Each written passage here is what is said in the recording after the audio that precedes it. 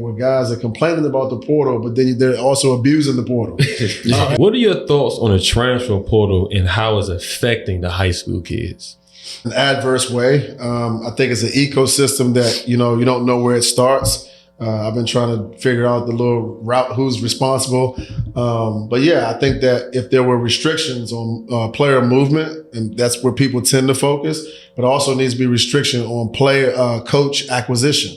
So if the coaches were restricted and only maybe taking one or two guys out of the portal, then I think we would see the advent coming back to taking more high school players, because then they wouldn't be worried about losing their own players. I mean, some coaches have to recruit their own team over again. And they may lose. I mean, you get the wraparound effect where like your best player leaves because he played well and he gets more money from a bigger school.